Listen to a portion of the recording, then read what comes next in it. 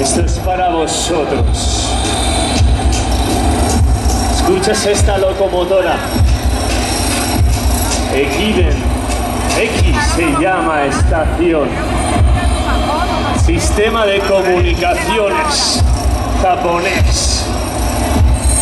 Iban de ciudad en ciudad repartiendo el correo nuestros mensajeros, nuestros corredores, nuestros maratonianos. Siglo XVII-XVIII. Y en 1917 se celebró el primer Ekiden. 3 días. De Kioto a Tokio. Porque en tiempos de posguerra, en Japón, correr servía para levantar la moral. Y hoy, en el Ekiden Valencia, 101 años después, vamos a conmemorar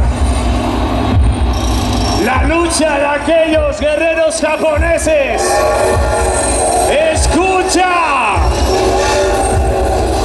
Vamos a luchar, a sentir, a vivir. ¡Ekiden!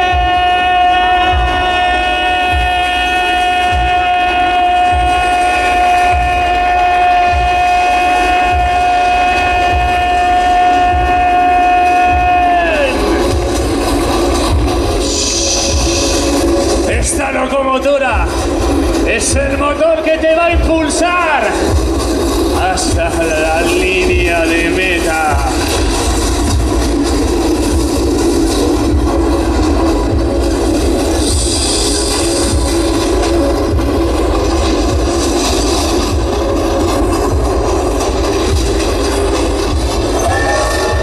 Silencio. Cuenta atrás.